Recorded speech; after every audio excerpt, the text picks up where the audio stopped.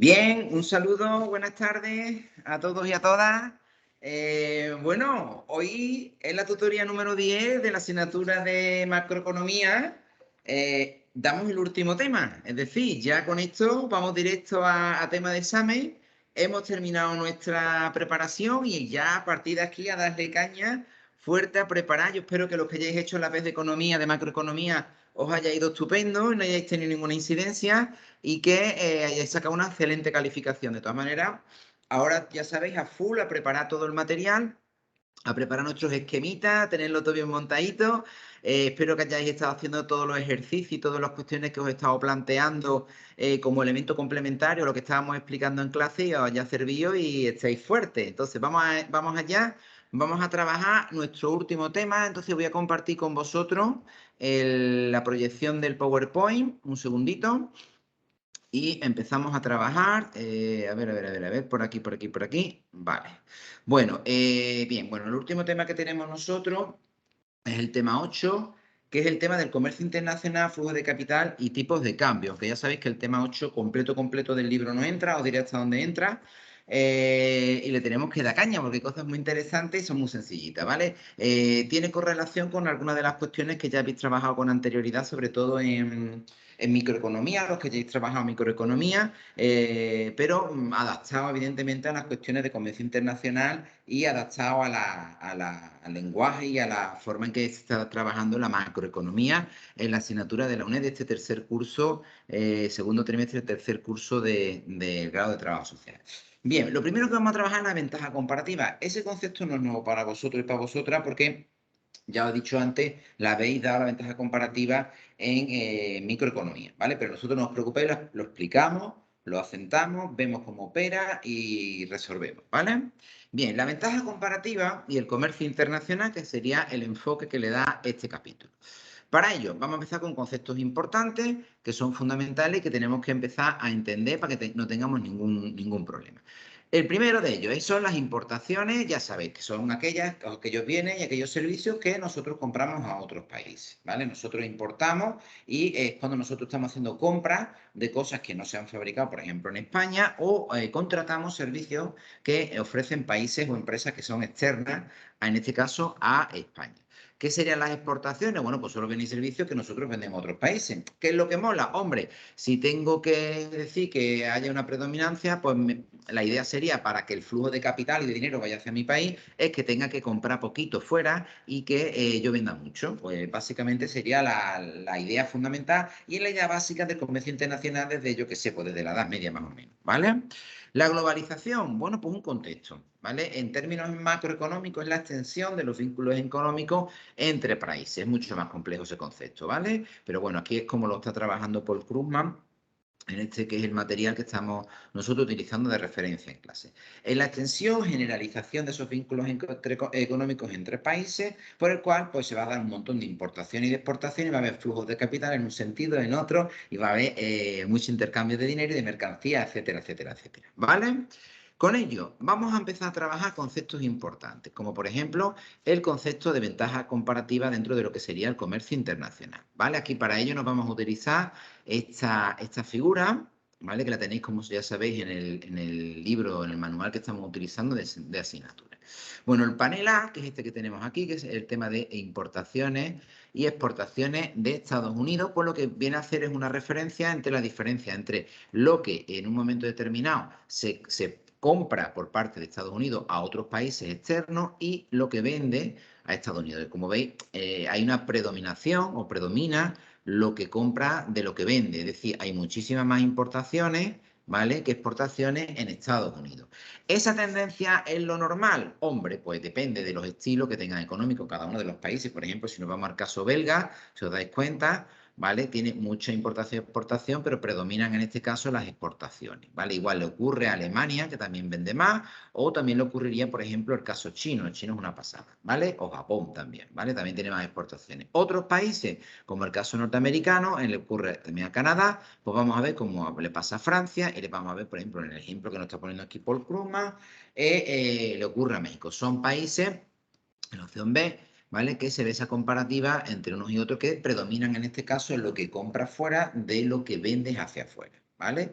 Como veis, eso es lo que estamos trabajando en un contexto globalizado. En un contexto globalizado donde hay intercambios entre países en términos de importar y exportar y que lo que para unos son importaciones, para otros son exportaciones y lo que para uno es gastar, para otro es ganar muchísima, muchísima pasta, ¿vale?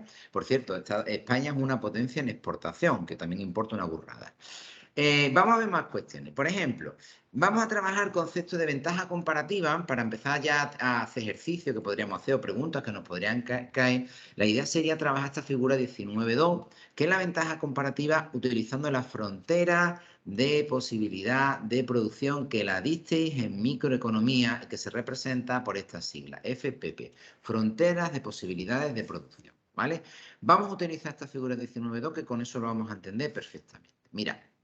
En los Estados Unidos, leo aquí abajo, estoy aquí, ¿vale? El coste de oportunidad de un lote de componentes de automóvil en términos de aviones es 2 por cada lote adicional de componentes que se producen y hay que dejar de producir 2 aviones. Recordad que en economía siempre se mide todo en términos de coste de oportunidad, es decir, si fabrico esto, ¿qué dejo de fabricar o a qué tengo que renunciar? ¿Vale? Pero básicamente lo que me está diciendo es que la proporción es 2:1 entre cantidad de aviones, si os dais cuenta, y la cantidad de componentes de automóvil. Si me centro en todo en aviones, podría llegar a esta cantidad, y si me centro todo en componentes de automóviles, en ese sistema de producción grande, global, que tendría el sistema de producción y consumo de norteamericanos, se daría esta situación. A esta línea, a esta relación, lo que nosotros denominamos frontera de posibilidades de producción, ¿vale? FPP, ¿vale? Lo tenemos aquí en Estados Unidos. Ojo, esa frontera de posibilidades de producción se daría siempre en un sistema autárquico. ¿Qué significa esto? Es decir, esta regla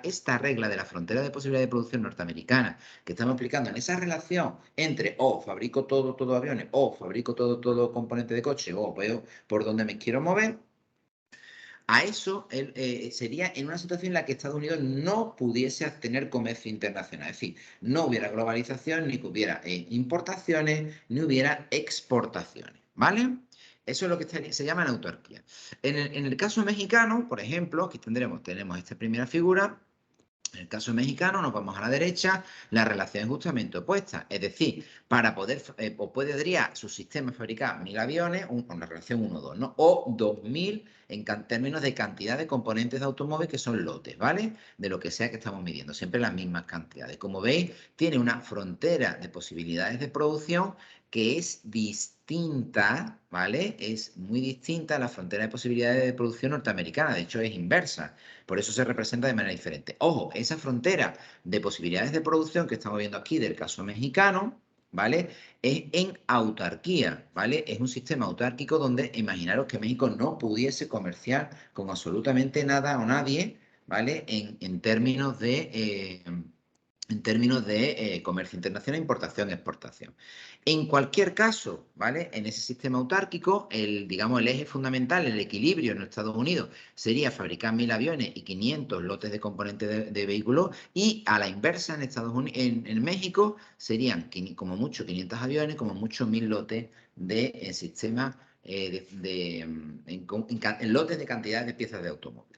¿Qué nos daría o qué juego nos daría la frontera de posibilidades de producción diferente de estos dos países? Porque a lo mejor les interesa en esa ventaja comparativa, ¿vale? Hacer algún tipo de comercio internacional. Es decir, oye, ¿por qué no cada país se centra, por ejemplo, en aquellos aspectos que en un momento determinado es más poderoso? Por ejemplo, aquí predominarían los americanos, los norteamericanos, ¿vale? Y aquí predominaría el México, ¿vale? Con ello podríamos trabajar donde los dos, fijaros, si tenemos que repartirlo, ya no tendría yo 1.000 aviones, sino que podría tener 1.000 aviones, pero también podría tener 1.000 piezas de lote de automóviles. Y aquí podríamos ver, en vez de 500 aviones, a lo mejor yo tengo 1.000 piezas o 1.000 aviones, ¿vale? Se podría jugar en ese equilibrio, en esa ventaja comparativa, donde un sistema de producción internacional, en un sistema de un país en sentido de comercio internacional, puede, en esa fusión de mercado internacional, pues que los dos salgan beneficiados, aun sin ser muy poderosos en ese sector en el que están obteniendo más. Por ejemplo, en Estados Unidos estarías obteniendo podrías obtener hasta 1.000 el lote de cantidad de componentes de vehículo en este sistema autárquico, en no autárquico, y en el comercio mexicano también podrías conseguir 1000 aviones, como mucho más del otro, sin perder estos 1000 y sin perder estos 1000. Recordad que aquí se están fabricando 2000 y aquí se están fabricando 2000, ¿vale? Como veis, cada uno pondría sobre la mesa su ventaja comparativa en esa frontera de posibilidades de producción FPP, esa relación entre estos dos sistemas, en este caso, de juego de piezas, de coche o de aviones que tendrían diferente cada país, ¿vale?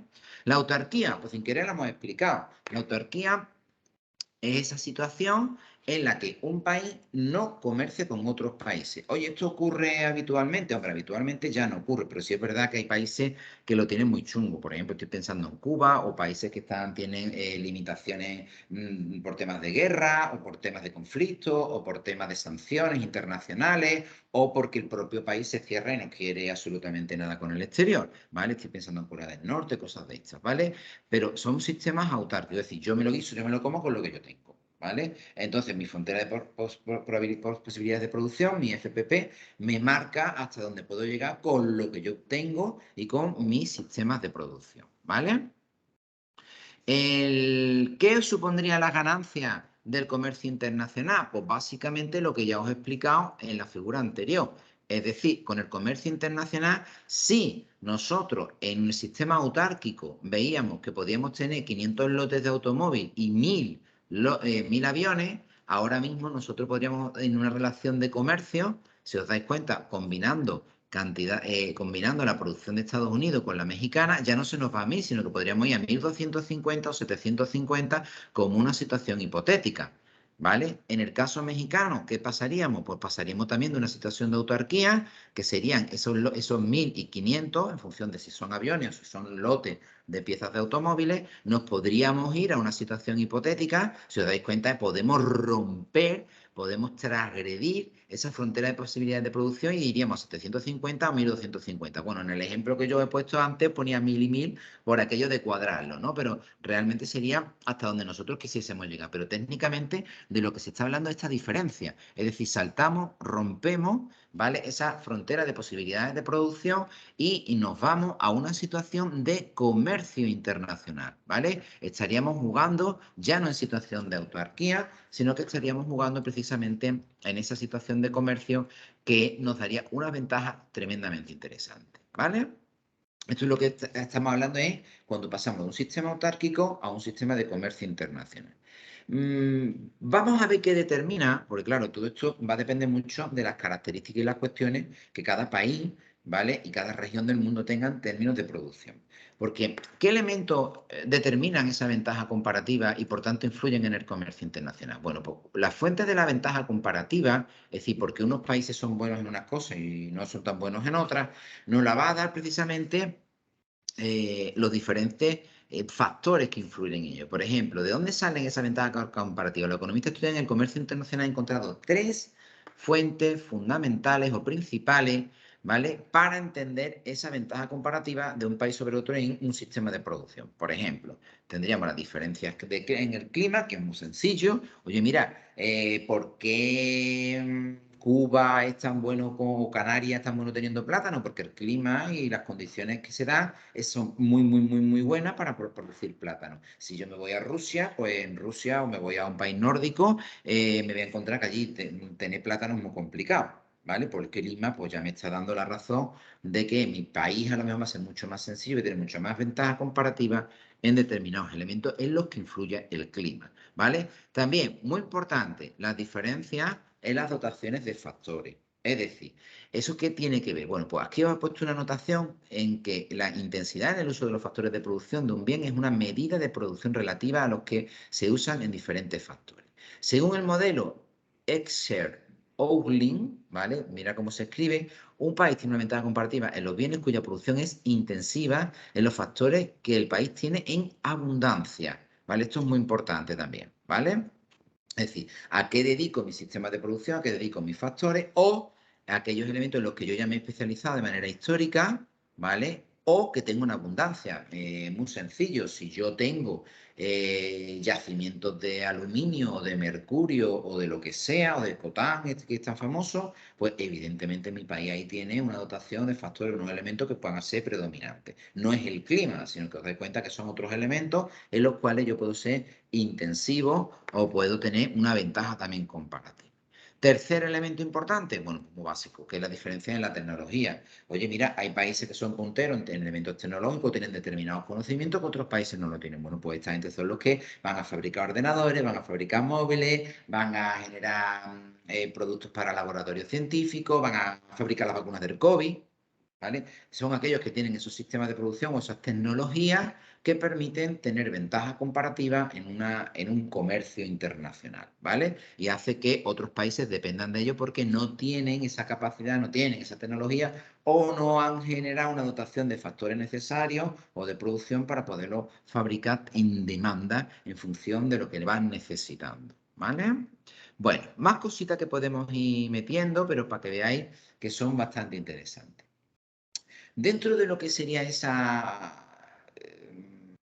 importación, esa exportación, ese comercio internacional, evidentemente también existe una oferta y una demanda. Entonces hay una función, una forma en que se comporta la oferta y la demanda del comercio internacional. Para ello, vamos a trabajar los efectos de las importaciones. Bueno, dentro de los efectos de las importaciones, lo primero que vamos a buscar, vamos a encontrar en el libro, es la definición de la curva de demanda interna. La curva de demanda interna de un bien, ¿vale? Muestra la cantidad de un bien demandada por los habitantes de un país y en relación a sus precios, ¿vale? Esa es la curva de demanda interna. La curva de demanda de oferta interna muestra la cantidad de un bien ofrecida por los productores de un país y también se va a relacionar, como ya sabéis, con el precio. Siempre oferta y demanda, ya sabéis que es cantidad de algo en relación a lo que cuesta ese algo, ¿vale? Lo hemos visto en todos los temas de macroeconomía y la habéis estudiado también en la asignatura de microeconomía. El precio internacional de un bien es el precio a que puede ser comprado o vendido en el extranjero. Cuidado, porque el precio internacional a lo mejor no cuadra con la oferta y la demanda del país de que se trata. Vamos a explicarlo bien, ¿vale? Bueno, lo primero que vamos a ver cuáles serían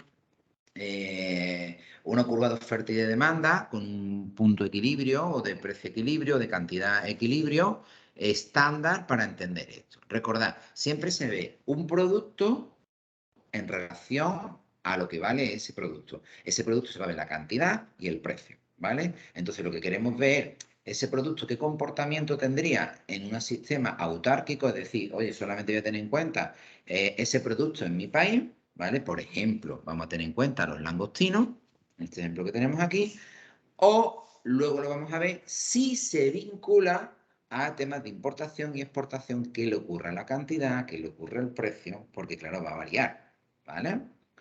Vamos a ver esto. En ausencia de comercio, es decir, cuando es ausencia de comercio, hemos dicho que se llama autarquía, ¿vale?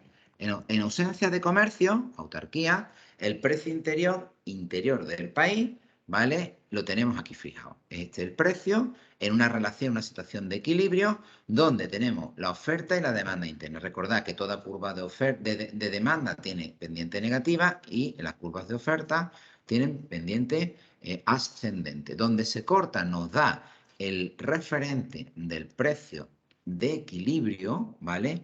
Y va a reflejar también una cantidad de equilibrio. Es decir, para este precio que nosotros estamos aquí marcando, el sistema de oferta y demanda interno de este país nos dice que la producción óptima es esta cantidad o para esta cantidad nosotros tenemos esta referencia. ¿Eso qué nos va a dar? Pues nos va a dar los denominados excedentes del consumidor y excedentes del productor. ¿Qué son los excedentes del consumidor y los excedentes del productor? Pues significa que en el caso del consumidor, todo lo que esté por encima del precio ese, ¿vale? Se va a contraer la demanda del consumidor. Es un excedente, sobra.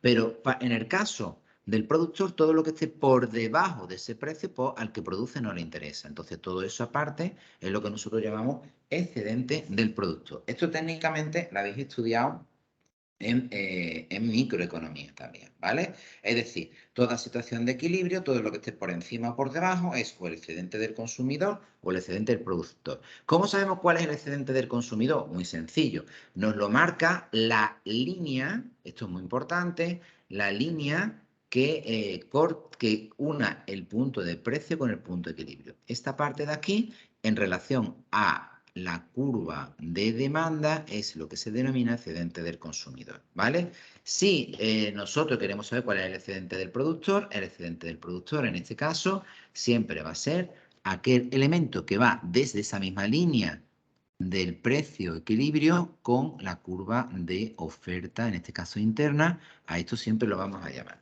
Vamos a dejarlo ahí, porque ahora lo que vamos analizando en función de esos elementos que tenemos ahí, ¿qué pasaría si en vez de estar en una situación de autarquía, nosotros nos vamos a una situación de comercio internacional? ¿Vale? Que es lo que vamos a tener aquí. Y nos vamos a la figura 19.6, ¿vale?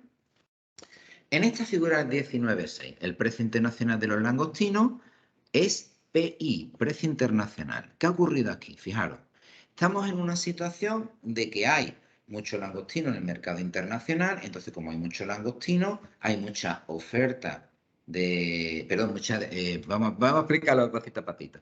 El precio internacional de los langostinos es P sub I, internacional, ¿vale?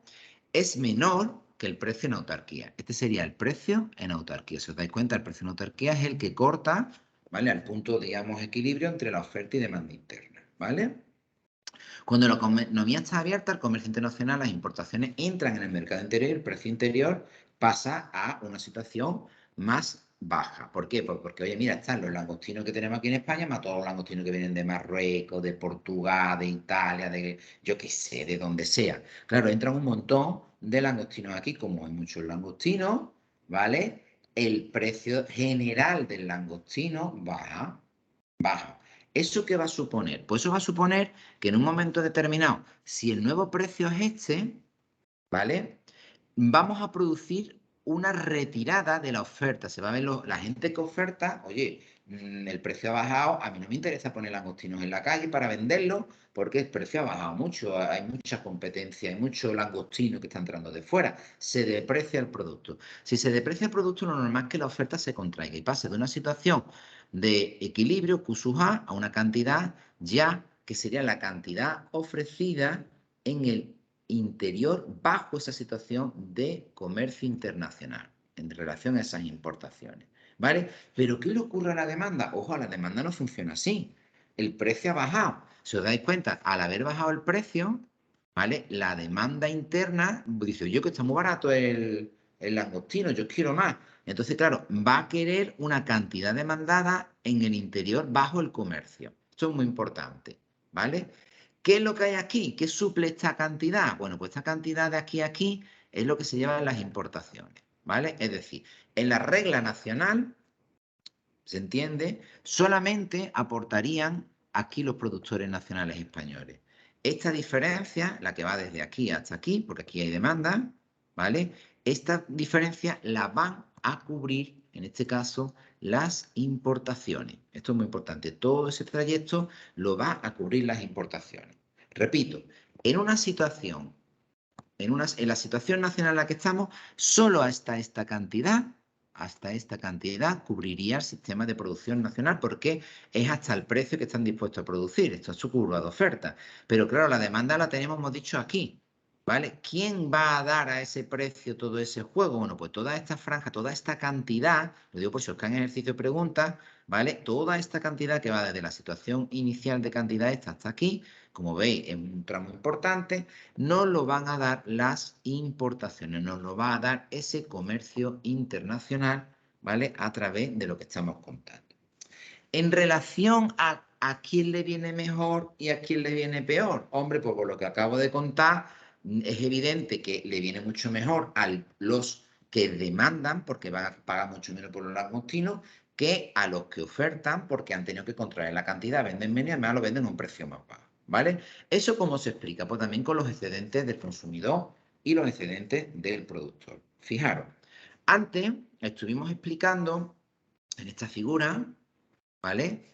Que en una situación de autarquía, ¿vale? Siempre tenemos un excedente del consumidor equilibrado y un excedente del productor más o menos iguales, ¿vale? Que serían estas dos situaciones. Si nos vamos a esta que acabamos de explicar, internacional, ya la situación no es esta, si os dais cuenta, sino que en un momento determinado el excedente del consumidor, se nos va, perdón, un momentito, lo voy a poner en un color que se vea, si os dais cuenta, transgrede hasta esta cantidad.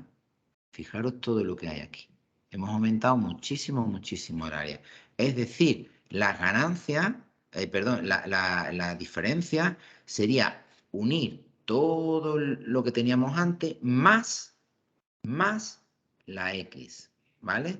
Eso es un excedente del consumidor, ¿vale? ¿Qué excedente tiene en este caso el productor? Bueno, pues el productor evidentemente se ha quedado con un excedente más chiquitito, ¿vale? Esta situación ya hemos dicho que va a generar una diferencia importante. Aquí tenéis un poco explicado quiénes ganan y quiénes pierden, ¿vale? Esto es muy importante. ¿En qué términos se ve? Pues en el cambio.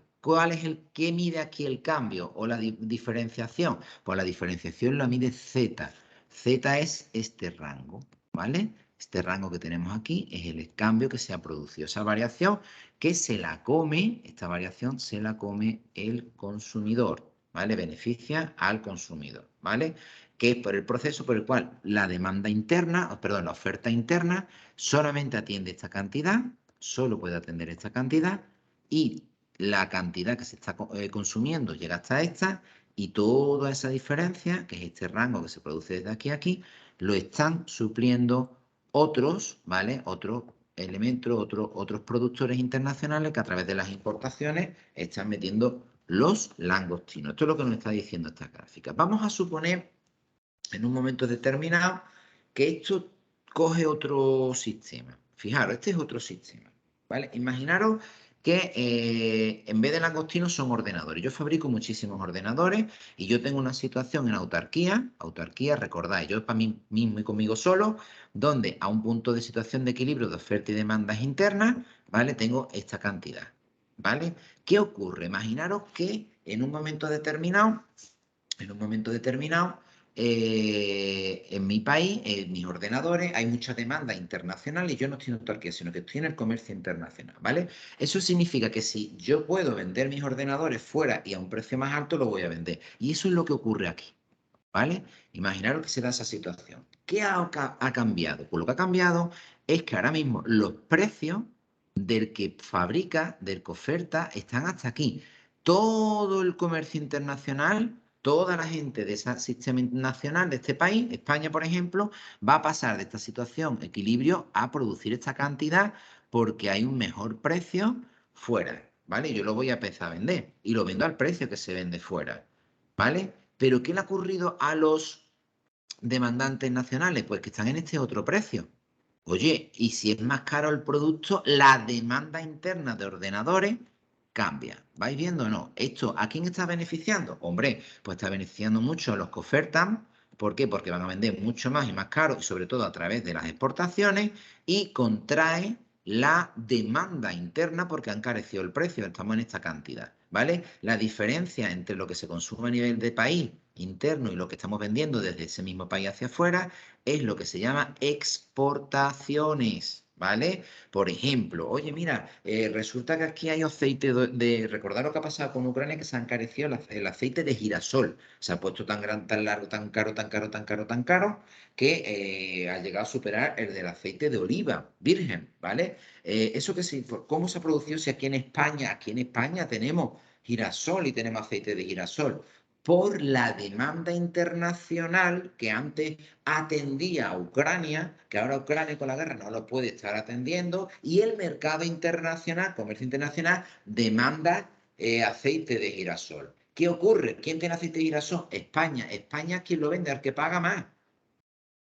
Lo vende al que lo compra más caro. ¿Qué ocurre? Pues justamente esto que estamos explicando, que empiezas a trabajar con exportaciones y puede ocurrir que a los españoles el precio de girasol que estamos aquí produciendo se nos haya disparatado, pero es que realmente a nivel internacional se está pagando esto, ¿vale? Entonces, estas situaciones donde El precio mucho más caro que en el sistema nacional afecta siempre a los demandantes o los consumidores del país de que se trate. En términos de ventaja, de excedente del consumidor y del productor, bueno, pues lo tenemos aquí igual, ¿vale? Si os dais cuenta, cuando se ha producido este aumento de precios, tenemos dos nuevos ejes de corte, ¿vale? Esos ejes de corte hemos dicho que lo que han provocado es, en un momento determinado, que a nivel nacional se contraiga la cantidad, ¿vais viendo o no? Y a nivel internacional se aumente la cantidad que va hacia afuera, pero el precio es mayor, ¿vale? ¿Qué es lo que le ha pasado a la ventaja en un momento determinado? Pues que los que producen tienen una superventaja ahora, ¿vais viendo o no? Tenemos todo esto de ganancia, ¿vale? Y en cambio, los que en un momento determinado tienen que demandar, pues claro, se han quedado con una ventaja, un excedente mucho más chiquitito. ¿Por qué? Pues porque han tenido pérdidas. ¿Cómo se mide eso? ¿En qué términos se mide? Pues se mide básicamente a través de ese cambio. ¿Cuál ha sido la variación? Pues la variación ha sido Z, que es esto que estamos viendo aquí, ¿vale? Esto es lo que ha variado, ¿vale? Que en este caso perjudica mucho a los a la que demanda, pero beneficia muchísimo al que produce o vende, ¿vale? Porque estamos en la curva de oferta, ¿vale? ¿Eso qué significa? Pues muy sencillo, que los que estén en mi país, que quieran y puedan pagarlo, van a pagarlo, pero todo lo demás lo estoy vendiendo fuera a través de exportaciones porque fuera me lo están comprando. Es decir, hay otros, ¿vale? Que van a atender la demanda, ¿vale? De todo este sistema de producción a un precio mucho mayor, ¿vale? Esto es lo que se está explicando. Esto en verdad es el tema que tenéis que tener controlado y que tenéis que entender bien de lo que ocurre en un momento determinado, ¿vale? Es decir, aquí el excedente del producto se ve beneficiado, hay pérdidas para el consumidor y lo medimos a través de Z. Todo esto se pueden poner ejercicios, se pueden poner tablas, se pueden hacer muchas cositas, muchas combinaciones para poderlo explicar. Si no nos acordamos, hombre, pues yo recomiendo crear el eje con la X de oferta y demanda interna, ve el precio, la cantidad y ve qué es lo que va ocurriendo cuando el precio sube o cuando el precio baja, ¿vale? Evidentemente, cuando el precio baja es normalmente por un efecto de las importaciones y cuando el precio sube normalmente es por un efecto de las exportaciones, ¿vale? Bueno. Otros conceptos que también vamos a tener en cuenta son, por ejemplo, el concepto de economía de libre comercio, que sin querer ya se intuye, ¿verdad? Cuando el gobierno no actúa para reducir o aumentar las exportaciones y las importaciones que surgen de modo natural desde la oferta y la demanda. No actúa significa que a los productos que están entrando o que están saliendo yo no le pongo ninguna traba. Eso se llama libre comercio, libre total. ¿Vale? Es decir, yo puedo comprar lo que sea fuera de España y no tiene, ese producto no se encarece porque venga de fuera con una arancel, un impuesto especial o una cuota.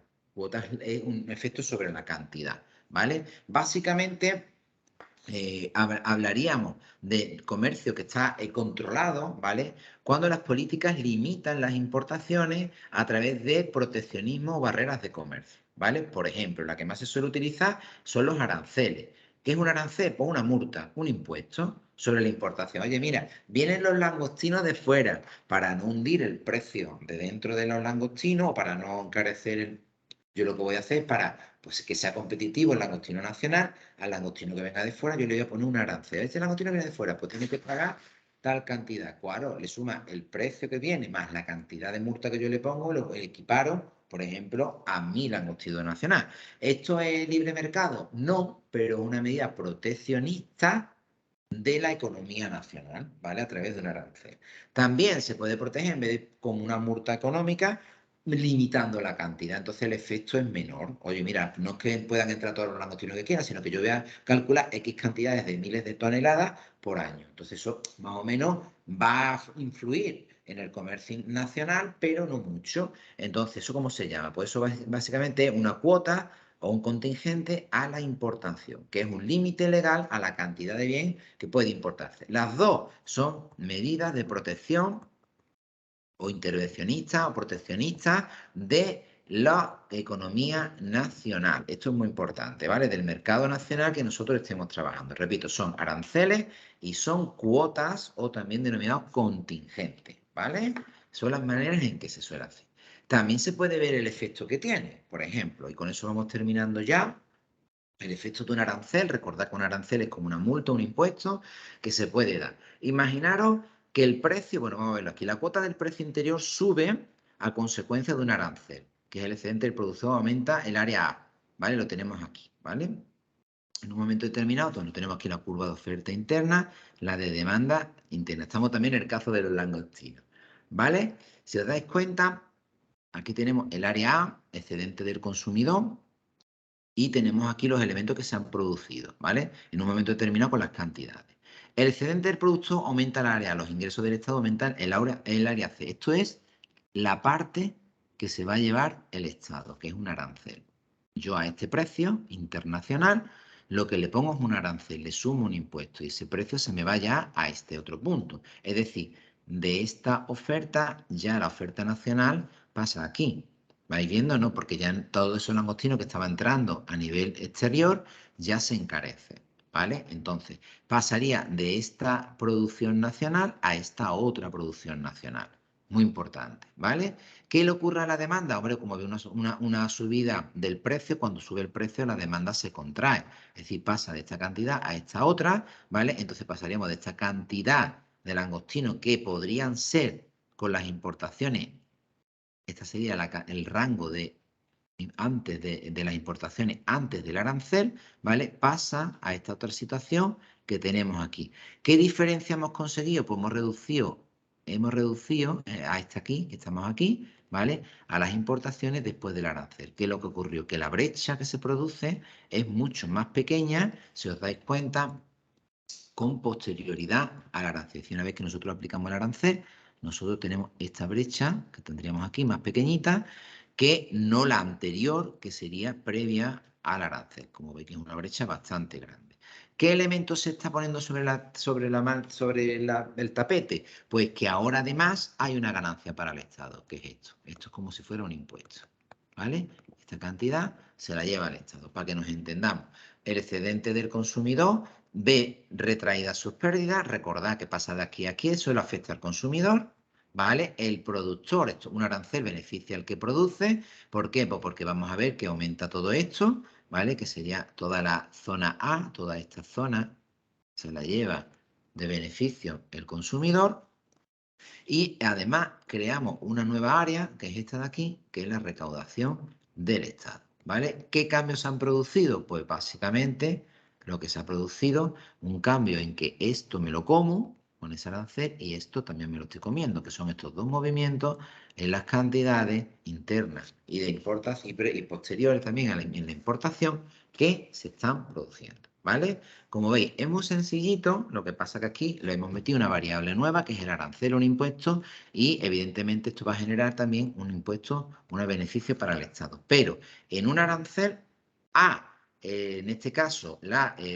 importaciones, ¿vale? En una arancel a importaciones, se reduce esa brecha y a quien básicamente va a beneficiar es al productor. Al consumidor, no. ¿Vale? ¿A quién se está beneficiando aquí? En general, pues al sistema de producción nacional, ¿vale? Defiende el sistema de producción nacional, pero perjudica a los españoles, más o menos para que nos entendamos. Perjudica a los españoles en términos de quienes compran el producto, pero no de quienes lo fabrican, ¿vale? Bueno, pues aquí hasta aquí llegaríamos porque os pongo que a partir de aquí ya no entra en el examen. Aquí lo que hablaría es de la balanza de pago.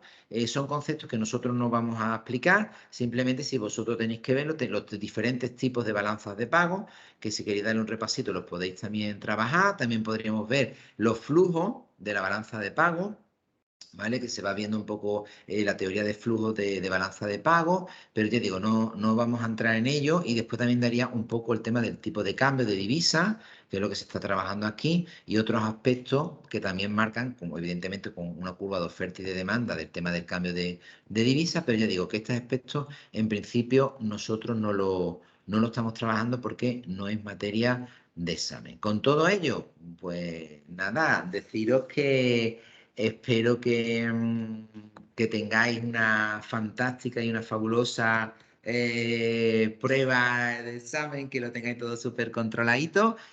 sería genial que me contarais cómo os ha ido y yo me enteré que cómo han salido las notas también, porque a mí me da muchísima alegría ver que si tenéis buenos resultados y si no, pues para animaros también, para que lo luchéis. Es muy importante, ya digo, combinar estos conceptos que estamos trabajando, estos elementos de tipo más explicativo, más teórico y demás, pero hacerlo con ejercicios, porque ya sabéis que la manera que se está preguntando en los últimos años, esta materia, suelen ser tipos de ejercicios al estilo de la P que ya alguno de vosotros y vosotras seguro que habéis hecho y lo habéis hecho de manera brillante. Así que despedirme de vosotros, ha sido un curso fantástico, habéis sido gente maravillosa, habéis respondido mucho en los foros, habéis trabajado muchísimo, muchos de vosotros me habéis planteado algunas dudas, espero haberlas podido responder y sobre todo eso, mucha suerte para vuestra asignatura de macroeconomía, pero mucha suerte en general para vuestra vida y para todas las cosas que tengáis que enfocar, que la hagáis de manera fantástica y superéis todas las adversidades. Es un placer, me despido y supongo que nos veremos en alguna otra asignatura y si no por ahí pues nos veremos en la calle y nos tomaremos un cafelito. Adiós, hasta luego.